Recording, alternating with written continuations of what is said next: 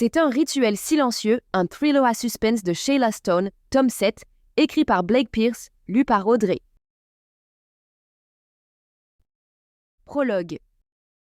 Vanessa Hart se dressa, déterminée, devant le titan de verre et de béton qu'était Chemitech Industries, la compagnie responsable de la catastrophe écologique qui avait réduit la rivière Jamison à un marécage empoisonné. L'air vif des montagnes vibrait des échos des champs et des appels fervents à la justice, se répercutant sur les parois impersonnelles du siège social. Sauvons l'eau pour nos enfants. L'unisson des protestataires montait en puissance, formant un chœur d'indignation où se mêlaient appels pressants et accusations portées haut par leurs pancartes. Vanessa ressentait le pouls de la foule, battant en harmonie avec les palpitations de son propre cœur. Cela dépassait une simple manifestation, c'était le point culminant de mois de combats acharnés, et elle portait le fardeau de cette responsabilité. Consciente du pouvoir d'une mobilisation populaire, elle était décidée à voir la justice prévaloir. Porte-voix en main comme un flambeau d'espoir, elle laissa sa conviction indestructible porter sa voix qui s'éleva, claire et ferme. Nous sommes rassemblés aujourd'hui non en adversaires, mais en défenseurs de notre avenir. Ses cheveux blonds courts ondulaient au rythme de ses paroles passionnées et ses yeux bleus balayaient l'assemblée, capturant les regards reconnaissants et acquiescents qui s'élevaient pour se mêler aux siens. Chemitech doit répondre de ses actes, martela-t-elle, accentuant chaque mot avec une précision chirurgicale. Tout en parlant, Vanessa naviguait à travers la masse, distribuant des tracts chargés de faits sur la pollution de la rivière et les manquements de Chemitech. Ces interactions, quoique brèves, étaient empreintes d'impact.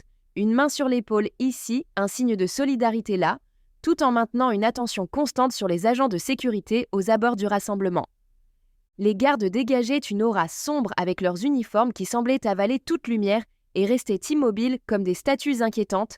Leurs yeux masqués derrière des lunettes teintées fixaient Vanessa sans détour. Elle sentait son cœur cogner contre sa poitrine, mais ne montrait aucun signe d'intimidation. Au contraire, son charisme naturel attirait les gens à elle. Sa ferveur transparaissait dans la force de ses mots et l'intensité de son regard. S'avançant vers l'avant du cortège, presque au contact des gardiens postés là, elle reprit le porte-voix. « Faites semblant de ne pas nous entendre autant que vous voulez, mais notre message portera. » L'accord explosa dans un tonnerre d'approbation collectif. Le son distinct des bottes martelant l'asphalte perça le balai des slogans comme une lame affûtée. Tous se retournèrent, alors que plusieurs agents avançaient vers les manifestants. Parmi eux se détachait une silhouette imposante, un garde dont les larges épaules domptaient celles des autres. Sous sa casquette serrée se dessinait une mâchoire contractée, tandis que ses yeux scrutaient chaque personne avec une froideur calculatrice. L'insigne scintillant sur sa poitrine et le bâton à son flanc ne présageaient rien qui aille dans le sens d'un dialogue pacifique. Une vague d'inquiétude parcourut l'assemblée, mais Vanessa redressa les épaules pour affronter cet obstacle avec une détermination aussi solide que le sol sous ses pieds. Elle abaissa son porte-voix en signe d'apaisement. « Nous sommes ici légalement », lança-t-elle d'une voix qui domina les murmures alentours. « Nous avons le droit à la parole. » Mademoiselle Hart, entonna le garde d'un ton grave. « L'entreprise m'a mandaté pour vous prévenir qu'une obstruction continue à ses activités entraînera des actions judiciaires. Vous devriez plutôt vous préoccuper des conséquences environnementales dues à la contamination de cette rivière, » rétorqua Vanessa sans faiblir. Chemitech Industries ne peut pas effacer ses fautes par des menaces. She s'écarta du mégaphone signalant le calme d'un geste autoritaire. « Nous sommes ici légalement, » dit-elle d'une voix portante au-dessus du murmure ambiant. « Nous avons… » Les encouragements fusèrent derrière elle, renforçant la détermination de Vanessa. Le regard du garde se resserra légèrement, une pointe de frustration perçant sa façade imperturbable. Hésitant un instant, il fut cependant dissuadé par l'unité des manifestants. « Vous le regretterez, » menaça-t-il. « Ceux pour qui je travaille ne prennent pas ces affaires à la légère. »« C'est ce que nous espérons, » répliqua Vanessa, stimulée par le soutien du public. « Nous voulons être vus, que notre message porte. » Le garde secoua la tête avec mépris et se replia vers son poste. Ce n'était qu'un petit succès, mais Vanessa était prête à saisir chaque opportunité. L'énergie contestataire animait la foule, mais une silhouette à part attira l'attention de Vanessa. Une personne en sweat, à capuche marron, immobile dans l'effervescence ambiante. Aucune banderole ni slogan, juste un regard fixe sur elle. Un jean usé, des baskets écorchées et ce sweat délavé. Cette présence était une énigme au milieu de tant de passion. Une inquiétude fugace traversa l'esprit de Vanessa avant d'être balayée par les chants militants. Pas le moment de se perdre en conjectures. Elle saisit à nouveau le mégaphone et lança. La rivière est à nous, l'avenir est à nous. Sa voix donnait le tempo de la marche alors que l'inconnu mystérieux s'estompait dans son esprit. Portée par les manifestants, sa voix claire et puissante transformait chaque slogan en hymne à la résistance. Brandissant le mégaphone comme une baguette magique, elle dirigeait la colère collective contre l'assourdissante cupidité des entreprises. Eau pure, conscience sereine, face aux larmes de la nature, notre action est sûre. Les pancartes dansaient au rythme des slogans. À qui cette rivière appartient-elle ? Interpella Vanessa.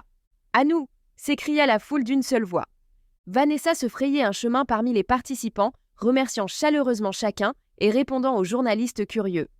Cette manifestation cristallisait d'innombrables heures de militantisme et elle ressentait intensément le potentiel du changement entre ses mains. Tandis que les slogans résonnaient encore, elle jeta un dernier regard sur la place qui se vidait peu à peu. L'étrange personnage encapuchonné avait disparu, probablement un passant indécis ou trop timide pour rejoindre leur cri collectif, probablement. Le soleil basculait lentement vers l'horizon quand Vanessa entama le rangement des lieux, désormais calmes. Elle rassemblait tracts et bannières avec un sentiment intense de fierté. Ils avaient même tenu tête à un géant industriel pour protéger leur rivière et ils étaient bien décidés à ne pas céder sans lutte. La solidarité communautaire avait été leur force motrice aujourd'hui. Un vent frisqué soudain lui fit remonter son col et elle reprit ses pensées là où elles avaient été interrompues. Les prochaines étapes. La protestation n'était qu'un début, bien d'autres défis les attendaient avant de pouvoir célébrer la victoire. Alors qu'elle empilait les pancartes éparpillées au sol, son esprit foisonnait déjà de projets pour poursuivre le combat. Réunions, campagnes de sensibilisation et autres rassemblements étaient à planifier pour défendre leur cause avec conviction. Vanessa était perdue dans ses pensées quand un bruit étrange la ramena à la réalité. Derrière elle, un léger froissement retentit. Elle se retourna, plissant les yeux sous l'effet de la lumière qui faiblissait. L'espace public s'était transformé en une mer d'ombre, seulement troublée par le frémissement sporadique des bannières abandonnées au vent. Son cœur s'affolait et l'idée de crier à l'aide lui traversa l'esprit. Mais qui pourrait l'entendre ? La place, jadis vibrante de protestation, s'était vide, laissant place à la solitude et à une présence indéfinissable. Un cliquetis métallique persistait. Rassemblant son courage, Vanessa alluma sa lampe torche et avança. « Y a-t-il quelqu'un » appela-t-elle. Le bruit cessa brusquement. En s'approchant, elle découvrit une poubelle renversée. 2 pas de plus et 2 yeux brillants apparurent au-dessus du bord métallique. Surprise, Vanessa poussa un cri, tandis que l'animal, qui semblait être un raton laveur, s'enfuit précipitamment vers les berges de la rivière. Elle souffla de soulagement en sentant son rythme cardiaque ralentir. Elle ne put s'empêcher de se moquer d'elle-même. Tout ça pour un raton laveur fouillant les poubelles. Après tout, elle se battait pour protéger ces manifestations de la nature. « Reprends-toi » murmura-t-elle entre ses dents, efforçant ses épaules tendues par l'instinct de défense à se relâcher. Avant de quitter les lieux déserts, elle ramassa les tracts et panneaux abandonnés qu'elle rangea soigneusement dans son SUV. Après avoir fermé le coffre et contourné le véhicule, elle ouvrit la porte conducteur. En montant à bord, elle échappa ses clés qui glissèrent dans l'espace étroit entre le siège et la console centrale. « Bien joué !» grommela-t-elle pour elle-même. Elle se pencha alors que sa main cherchait à tâtons les clés évanescentes. Après quelques instants d'effort, elle triompha en les ressaisissant. Installée confortablement sur le siège conducteur, Vanessa inséra la clé dans le contact et le moteur s'éveilla avec un grondement rassurant. Il était temps de rentrer chez soi, peut-être avec un verre de vin en perspective, pour dénouer les tensions accumulées. Un rosé attendait depuis la soirée précédente. Elle jeta un regard dans le rétroviseur pour reculer quand son cœur manqua un battement. Là, dans la pénombre intérieure du véhicule, se dessinait une silhouette encapuchonnée assise derrière elle, la même qu'elle avait aperçue dans la foule plus tôt. Un cri étouffé s'échappa de sa gorge tandis que la silhouette menaçante brandissait un couteau. « Conduis, nous allons faire un tour. » Chapitre 1. Le véhicule de patrouille de Sheila Stone crissa sur le gravier en arrivant près du Dusty Bottle, un bar délaissé aux abords du comté de Coldwater. Une enseigne au néon fatigué vacillait faiblement au-dessus de l'entrée, comme pour attirer vainement les clients avec des promesses d'alcool bon marché et d'un refuge contre le crépuscule tombant sur les mésas éloignés. Le lieu était désertique et peuplé uniquement par des carcasses rouillées témoignant des tempêtes subies en silence. En coupant le moteur, Sheila remarqua ses mains trembler malgré elle. Elle les joignit en prière, essayant de se remémorer le sourire chaleureux de sa mère, désormais réduit à des souvenirs flottants dans cet univers glacial des enquêtes non résolues. Eddie Mills, Rien que prononcer son nom était comme une irritante piqûre incessante depuis qu'elle avait relié sa disparition suspecte à celle de sa mère tant aimée.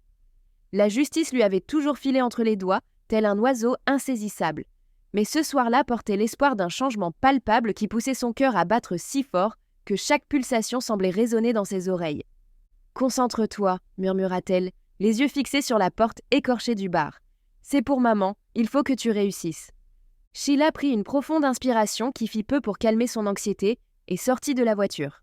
Elle marcha vers l'entrée, ses bottes grattant le sol poussiéreux tandis qu'elle se préparait mentalement à l'affrontement qui l'attendait. La porte protesta d'un grincement en s'ouvrant, déversant un nuage de fumée de cigarette qui enveloppa Sheila comme une étreinte indésirable. Le bar avait vécu. Ses murs racontèrent des histoires de bagarres et d'illusions perdues, ornées d'affiches fanées de rodéo et de chanteurs country depuis longtemps oubliés. Des ampoules ternies pendèrent du plafond et jetaient une lumière morne sur les clients épars. Ils stoppèrent leurs échanges fugaces, le temps d'évaluer l'étrangère. Le cliquetis des boules de billard se dissipa, le twang d'une chanson country du jukebox coupant brusquement le silence pesant. Sheila s'avança vers le comptoir, son insigne brillant de fermeté sur le bois usé et le laiton passé. Le barman, dont le visage semblait taillé dans un bois aussi coriace que son comptoir, l'accueillit avec un mépris palpable. « Eddie Mills !» lâcha-t-elle, son nom lui laissant un arrière-goût amer. « Où est-il » Le froncement de sourcils du barman s'intensifia alors qu'il glissait un regard sur son badge avant de la défier du regard. « Mademoiselle, vous pouvez boire un coup ou partir » lança-t-il en essuyant un verre avec un torchon qui avait connu des jours meilleurs. Une lueur combative s'alluma dans le regard de Sheila, cette même flamme qui l'avait menée à travers des compétitions olympiques et des enquêtes difficiles. Elle se pencha vers lui, sa voix basse trahissant sa détermination. « Je veux juste savoir où il est. Après, je vous laisse tranquille. »« Peu rien pour toi, » grommela-t-il d'une voix rauque. Derrière elle, le plancher craqua sinistrement sous les pas annonciateurs d'ennui quand une ombre se projeta sur elle. Inutile de se retourner pour sentir la masse imposante de l'homme qui s'était invité dans leur conversation. Le reflet dans les yeux inquiets du barman suffisait. « La loi n'a pas sa place ici !» gronda l'homme d'une voix profonde qui semblait porter en elle l'écho d'un orage.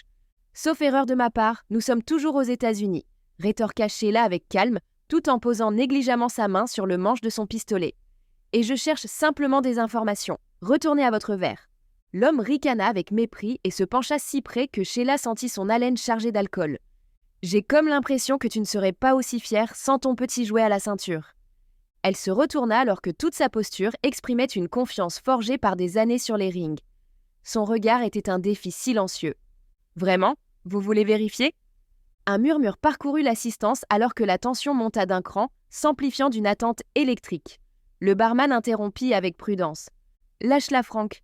C'est une ancienne kickboxeuse olympique et la sœur du shérif. » Franck ricana avec mépris. « Celle qui s'est suicidée.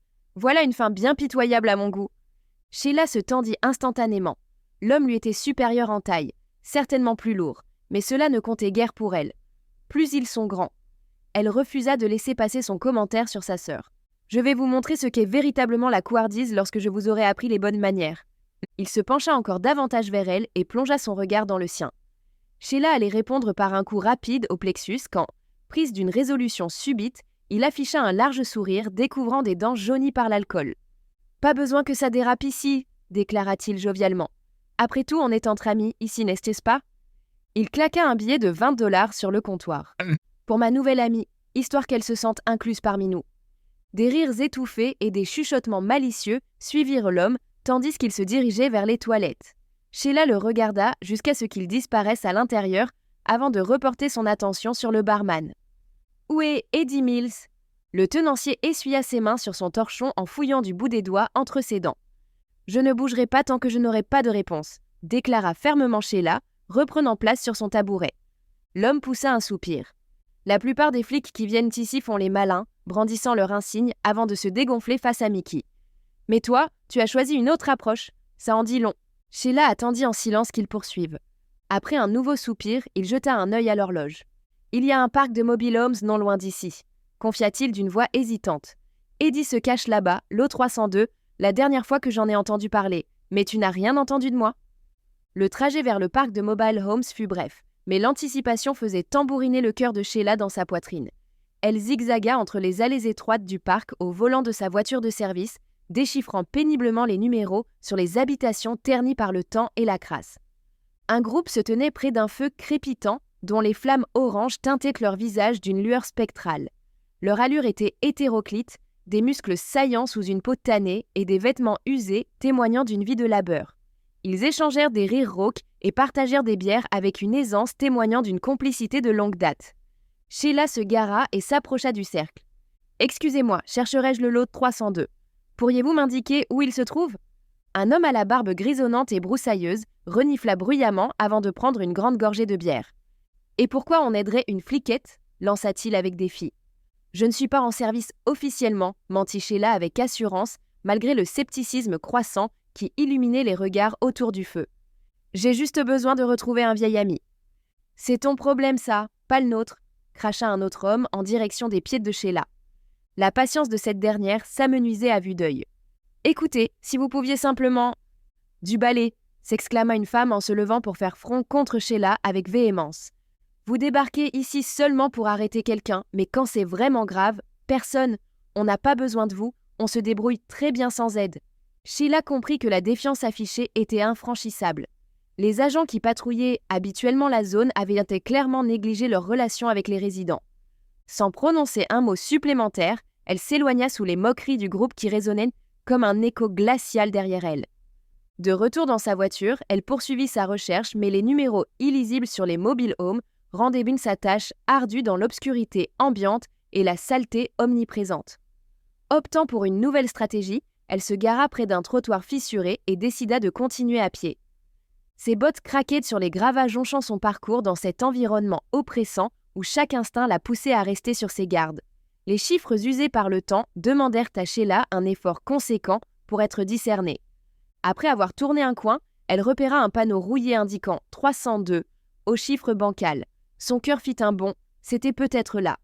Mais en s'approchant, elle réalisa son erreur. Ce qu'elle avait pris pour un 0 était en réalité un 8 presque effacé. Elle était devant le 382 au lieu du lot recherché. Sheila poussa un soupir et reprit ses recherches. Les mobile homes l'entouraient, oppressants de par leur proximité, mais elle persistait.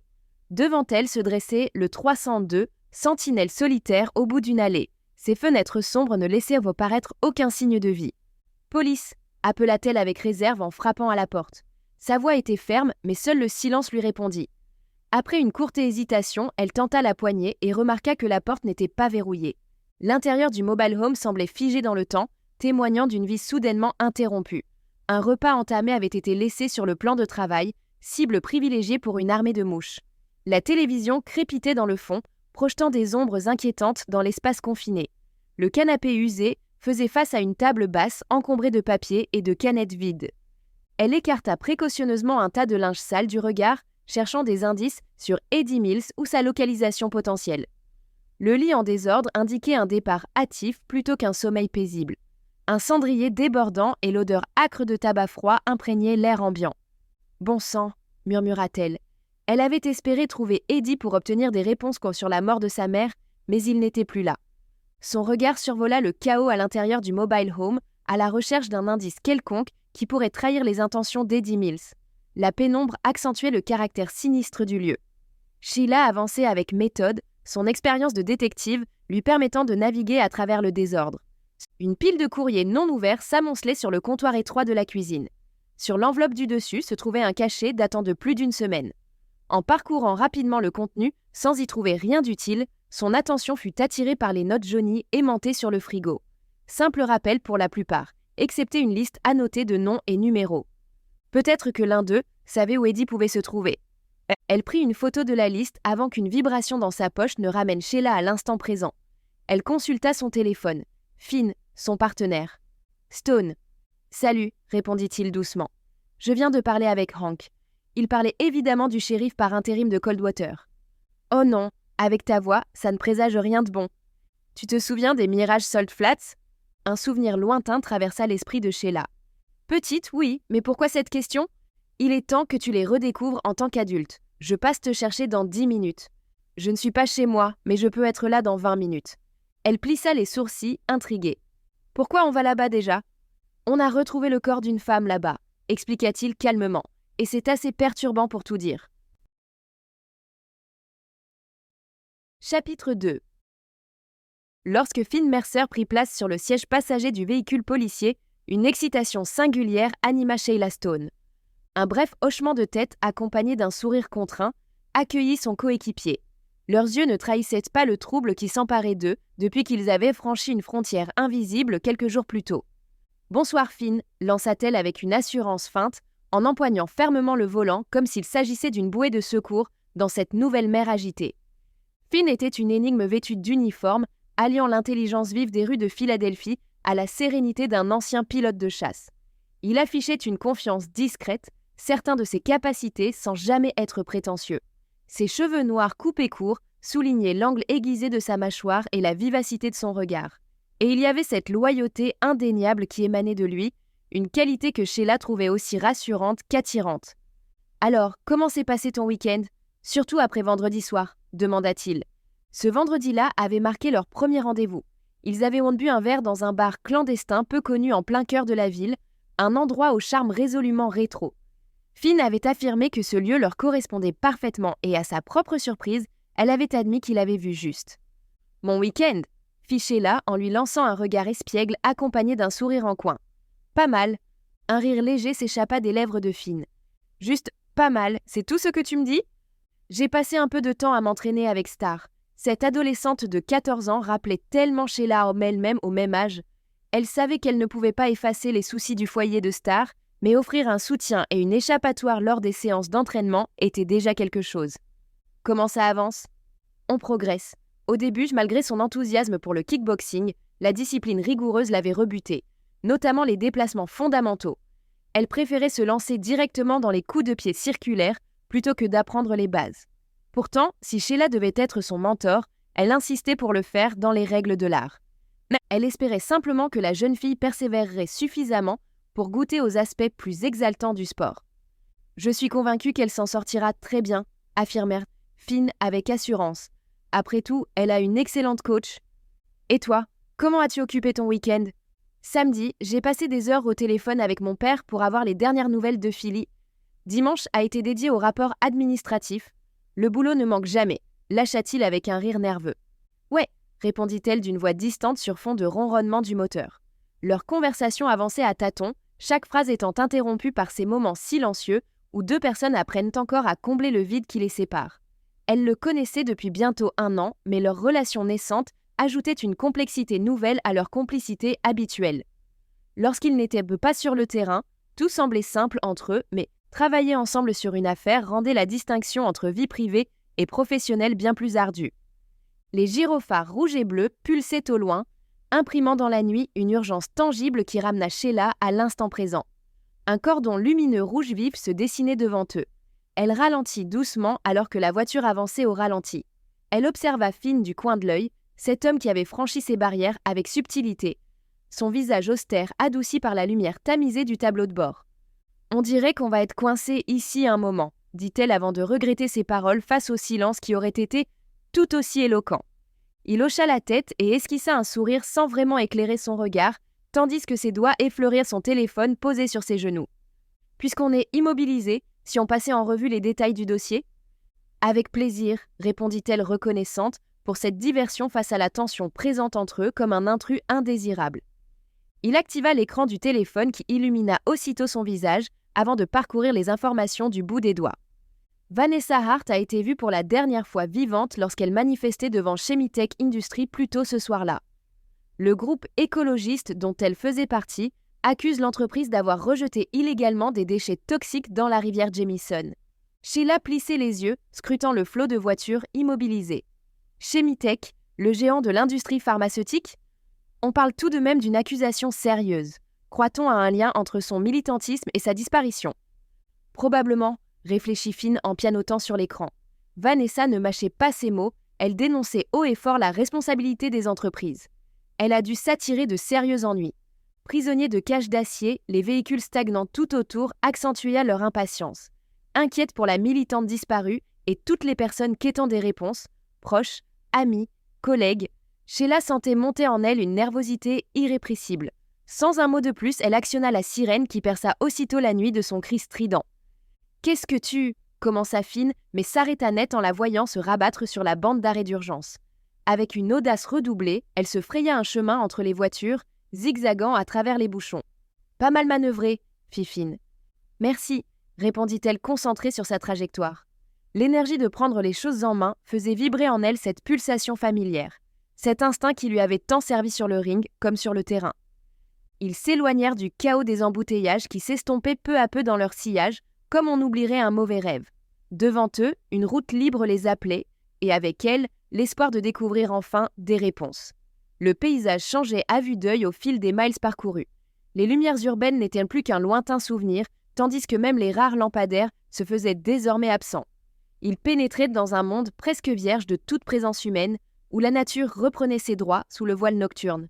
« Tourne ici à gauche », indiqua Finn d'une voix claire tranchant avec le ronronnement du moteur. Son index suivait sur l'écran GPS une ligne lumineuse qui fendait l'obscurité tel un phare dans la nuit. Sheila obéit et engagea le véhicule sur une route plus étroite. Le paysage se métamorphosait. La terre se faisait plus compacte et plane, les buissons cédaient, place à des étendues ouvertes et dégagées. « On dirait qu'on est sur une autre planète », nota-t-elle, plongeant son regard dans l'obscurité environnante. « Bienvenue aux confins du monde connu », répondit Finn avec un sourire en coin. À mesure qu'ils approchèrent des salines Mirage, le sol commença à scintiller sous les rayons lunaires, tel un désert de sel s'étendant à perte de vue. Un spectacle austère qui rendait Sheila à la fois humble et revigorée. Mais dans l'air flottait également quelque chose d'inquiétant, une sensation muette que quelque événement hors du commun avait marqué ce lieu insolite. Arrivant près d'un rassemblement de véhicules de police, Sheila gara la voiture en bordure du sel cristallin qui cliquetait sous l'effet du refroidissement du moteur. En sortant, ils furent accueillis par une brise fraîche et sèche empreinte d'une légère senteur saline. Devant eux s'étalait une constellation lumineuse perturbant l'harmonie stellaire céleste et signalant le théâtre du crime. « Est-ce que le corps est toujours là ?» demanda Sheila avec une tension involontaire dans la voix. « C'est ce qu'on dit. » Leur marche vers le cœur éclairé les mena sous un ciel étoilé jusqu'à ce qu'une silhouette robuste se détache d'un groupe d'agents pour venir à leur rencontre. Grande, épaules larges trahissant son appartenance à la police locale, elle avançait avec assurance vers eux. « Bonsoir », lança-t-elle en leur tendant une main ferme. « Officière Deborah Rainey. Vous êtes bien Sheila et Finn, du comté ?»« En effet », acquiesça Sheila après une poignée vigoureuse mais brève. « Laissez-moi vous informer de nos découvertes jusqu'ici », annonça Rainey avant de se retourner pour les guider vers l'épicentre lumineux où leur attente des indices cruciaux prenait fin. Sheila et Finn emboîtèrent le pas équipés de leurs torches dont les faisceaux balayaient cet univers désolé, comme pour y déceler ses mystères cachés. Ils nous ont contactés il y a quelques heures. Des astronomes amateurs ont trouvé un corps dans les salines, commença Rainey avant de marquer une pause pour se racler la gorge. On n'est jamais totalement préparé à ça, ajouta Sheila d'une voix basse. Effectivement, surtout dans ce genre de circonstances, je pense qu'il vaut mieux que vous voyiez par vous-même. Le faisceau de leur lampe dévoila bientôt une silhouette immobile au sol, une tache sombre sur le blanc éclatant du sel. La victime, Vanessa Hart, gisait sur le dos, ses membres disposés avec une précision anormale, évoquant un ange funeste. Approchant, les détails s'affinèrent. Autour d'elle, un cercle de... Nous espérons que vous avez apprécié cet aperçu. Pour continuer à écouter ce livre audio sur Google Play Livres, utilisez le lien dans la description de la vidéo.